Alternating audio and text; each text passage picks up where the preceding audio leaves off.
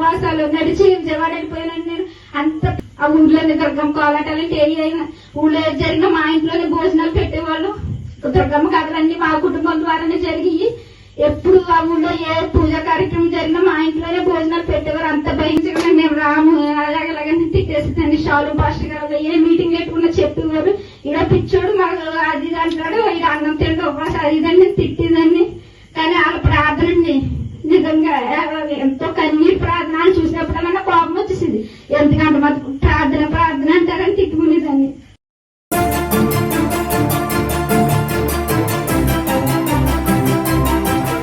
అలాగే మా కుటుంబంలో ప్రతి అవసరంలో కూడా దేవుడు ఉంటాడండి. ఈ రోజు నేను మాకు ఏదో లక్షలు వచ్చాయని ఎట్లేదండి, ఏదో ఉన్న స్థానంకి వచ్చామని మేము ఎట్లేదు.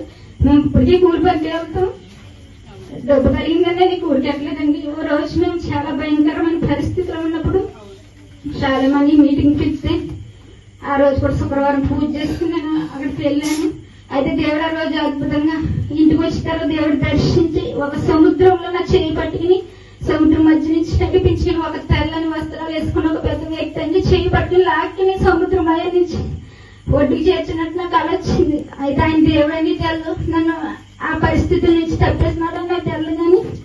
కానీ మా సంతోషాన్ని ఏంటి శాలం కలుగుతుంది ఏంటని ఆ ప్రార్థనకి వెళ్ళి వచ్చిన తర్వాత ఒక తెల్లని బట్టలు కట్టుకుని ఒక ముసలాయన వచ్చి చెయ్యి పట్టుకుని సముద్రంలోంచి మా ఆయన నుంచి నడిపించి ఒడ్డు నిలబెట్టాడని నేను పంచుకున్నప్పుడు, అమ్మా ఈ రాత్రి అంతా నువ్వు దేవునితో గడిపావు కదా, హాల్ నైట్ వేలో ఉన్నాం కదా, ఆ వస్త్రాలు వేసుకొచ్చి ఎవరో కదా దేవుడు ఇంటికోసం అయ్యా మీకు కొంచెం ఇబ్బంది పడుతున్నారు కదా, దేవుడు ఏదో గొప్ప కార్యం చేయబోతుంది నీ జీవితంలో అన్నారండి. సరే అనుకున్నాం. ఆ వారంలోనే దేవుడు ఇంటికి ద్వారాలు తెరవడం, మా మామయ్య గారు అన్నపడంగా డబ్బులు ఆ వారంలో ఇవ్వడం జరిగింది. అప్పుడు ఇంటికి ద్వారాలు తెరిచారు. మేము ఇంటి పని చేసుకున్నాం. ఆ ఇంటి విషయంలో మా తప్పులు ఉన్నాయి ఎన్నో తెలిసి తెలియకని దేవుడు ఎంతో ఆయన జ్ఞానం ఇచ్చి మమ్మల్ని ప్రీతికి ఇల్లు కట్టుకోవడానికి బిడ్డలని ఇలా దేవుడు పెంచుకోవాలని దేవుడు ఎంతో కృప చూపిస్తారు. ప్రతి విషయంలో దేవుడే. మరి గడిచిన 2 సంవత్సరాల కిందట మా భర్త గారికి పేర్లెస్ పడిపోయినాయండి. అప్పుడు కూడా చాలా మన్న పరిస్థితిలోకి వెళ్ళిపోయారు. నిద్ర పట్టింది కదా, రాత్రి అంతా అలా ఇద్దరు ఏడుతగా కూర్చున్నాం. దేవుడికి తెలుసు, మాకు తెలుసు మేము ఎన్ని బాధపడ్డాము. ఆ పరిస్థితిలో కూడా దేవుడు మమ్మల్ని ఎంతగానో బలపరిచి నడిపించారు. ప్రతి విషయంలో కేవలం 500తో 1000 రూపాయలతో మా సేవకుల పనులు డాక్టర్ గారు రమ్మని తీసుకెళ్తాను. నేను ఆయన బండి ఎక్కించుకున్నారు. రోజు అబ్రహం గారు బండి ఎక్కించుకుని తీసుకెళ్లి చూపించి వచ్చారండి. అప్పుడు మంచి అంటి పిల్లలతో తినడానికి ఇంట్లో కూడా ఉండేది కాదు. అలాగే నేను ఎప్పుడు మా అమ్మ మా ఇంట్లో ఇది లేదని నేను ఎవరి దగ్గర చెప్పేదాన్ని కాదు. మా సేవకు నడిపింపు వాళ్ళు చెప్పిన మాట ఎప్పుడు దేవుడి దగ్గర ఏడ్చిందంటే దేవుడికి నేను మా ఇంట్లో ఒక గది ప్రత్యేకంగా కేటాయించుకుని ఎప్పుడు కూడా ఏ కష్టం వచ్చినా దేవుడి దగ్గరే పంచుకునేదాన్ని. దేవుడు అన్ని ద్వారా తెరిచిపోడు భర్తగా అదే విధంగా ఆ కొద్ది డబ్బులతోనే ఆ డాక్టర్ గారు కూడా ఆశ్చర్యపోయారు. నువ్వు అసలు ఎలా వచ్చేసావు, నువ్వు కొంచెం ఉంటే కోమానంలోకి వెళ్ళిపోవాలి, నువ్వు ఎలా వచ్చేసావు డాక్టర్ కూడా ఆశ్చర్యపోయారండి. అటువంటి పరిస్థితుల్లోంచి కూడా దేవుడు మంచి ఆరోగ్యం మాకు ఇచ్చాడు. నా భర్తకు మంచి ఆరోగ్యం. అలా ప్రతి పనిలో మేము బోధ పనికి వెళ్ళగా ఎన్నో పరిస్థితుల్లో కూడా దేవుడు మాకు ఎంతగానో సహాయం చేసేవారు. ఏది ప్రార్థించిన దేవుడి దగ్గర ఉపవాసం కన్నీరు కాచినప్పుడు వెంటనే జవాబులు దయచేసేవాడు. బిడ్డ ప్రయాణంలో ప్రతి విషయంలో కూడా దేవుడు ఎంతగానో సహాయం చేసి మమ్మల్ని నడిపిస్తున్నారు. ప్రతి అవసరం ఆయన తీరుస్తూ ఎంతో కృప చూపిస్తున్నారండి. ఈ రోజు ఈ గుడికి పెట్టడానికి కారణం ఏంటంటే మాకు ఏదో డబ్బు కలిగిందా, కొంతమంది అన్నారు ఏమన్నా కొన్నారా, ఏమన్నా కట్టారా, లేకపోతే ఏమన్నా కలిగిందని. మాకు ఏమీ కలగలేదు, ఏమీ కొనలేదు కానండి. కేవలం మేము ఏ మీటింగ్ అయితే ఏ దేవుడిని అయితే నేను తెలుసుకోగలిగాను. అలాగే కొందరుగా దేవుడు నేను రుచి చూపించగలగాలి. నేను మామూలుగా దేవుడి కోసం నేను అలాగే బాధలు వెళ్ళి, అలాగే కొంతమంది తెలియకోకుండా ఆన్లో ఏడ్చే వాళ్ళు ఉంటారు. అలా కొంతమందికి సువార్త ప్రకటిస్తే ఏదో కావాలని అనుకోకుండా దేవుడిని తెలుసుకుని వాళ్ళ బాధ నుంచి విడుదల పొందుతారు. దేవుడిని నాకు చేసిన దారి వారి జీవితంలో కూడా కొంతమంది కలగాలని నేను కూడికిని పెట్టాను. మేము ఎన్ని కొనలేదండి. ఎప్పుడులాగే పంట పండి కొంతమంది సంవత్సరం ఎక్కువ పండిందని అడిగింది. ఎప్పుడులాగే పండింది, ఎప్పుడులాగే ఉన్నాం, ఎప్పుడులాగే చిన్న. కాకపోతే నిజ దేవుడి గురించి కొందరైనా ఇంతమంది వచ్చారు, అందులో ఒక్కరైనా దీని వల్ల మనకు విడుదల పొందుతుంది, బాధ నుంచి దేవుడు విడిపిస్తాడు కొందరైనా ఆలోచనలో వస్తారని మా ప్రార్థన.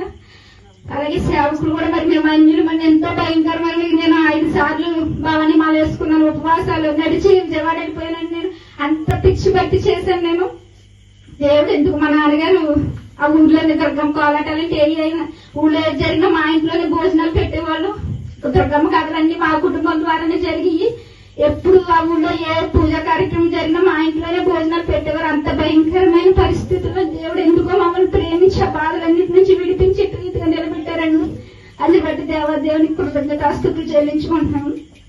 మరి అన్నిలో వచ్చి మాకు పాటలు పాడడం రాదు, ప్రార్థన చేయడం రాదు. తల్లి కనడానికి ఎంత ప్రసవ వేదన పడుతుంది. అలాగా మేము రక్షించబడ్డామంటే ఆ వెనకాల ఎంతో కన్నీటి ప్రార్థన అండి. ఇక్కడ ఉన్నారు మా పిన్ని గారు. అలా ఏది జరిగినా ప్రార్థన అంటే విసిగించకుండా మేము రాము అలాగలాగని తిట్టేస్తుందండి. షాలు పాస్టర్ గారు ఏ మీటింగ్ పెట్టుకున్నా చెప్పేవారు. ఇలా పిచ్చోడు మాకు అది అంటాడు, ఇలా అన్నం తింటే ఉపవాసం అది ఇదని తిట్టిందండి. కానీ వాళ్ళ ప్రార్థన అండి నిజంగా ఎంతో కన్నీటి ప్రార్థన అని చూసినప్పుడన్నా కోపం వచ్చేసింది. ఎందుకంటే మాకు ప్రార్థన అంటారని తిట్టుకునేదాన్ని. దేవుడు వాళ్ళ ద్వారా తల్లిలకు ప్రసవ వేదన పడ్డది. మరి తల్లి కనడానికి ఎంత కష్టపడుతుందో తండ్రి పెంచడానికి కూడా అంతే కష్టపడుతుంది. మా అబ్రహాం పాస్టర్ గారు మాకు పాటలు అసలు ప్రార్థన ఏమీ రాదండి. ఏదో ఒక రీతిగా రోజు తప్పిపోతూనే ఉంటాం. కానీ ఇలాగ వాక్యం ఒక స్వచ్ఛమైన సత్య వాక్యాన్ని మాకు డైలీ ఇస్తూ బలపరుస్తూ తప్పిపోయిన మళ్ళీ ఆ వాక్యం చెప్పి సరి చేసుకోవడానికి ఒక తండ్రిలాగా ఎప్పుడు నేను ఆయన అబ్రహాం గారిని అమ్మ నాన్ననే అనుకుంటాను. నేను ఆత్మీయ తల్లిదండ్రులు కన్నా వాళ్ళ పుట్టిల్లు నేను ఎవరితో అంటే దేవుళ్ళకి మీరు అలా రక్షించబడ్డారంటే పెనుగొండలోనేమో మాకు తల్లి సంఘం ఉంది. అబ్రహాం సంఘం అబ్రహాం గారి సంఘం ఏమో నాకు తండ్రి సంఘం. ఆయన ఏమో నన్ను కన్నడి ఏమో పెంచారని చెప్తే నేను బయటికి వెళ్తే దేవుడు అంత రీతిగా మమ్మల్ని ఎంతగానో బలపరుస్తూ వచ్చాడు. ప్రతి విషయంలో కూడా సహాయం చేశాడు. వచ్చి మీ అందరికి కూడా కృతజ్ఞతాస్తుతులండి. వందనం.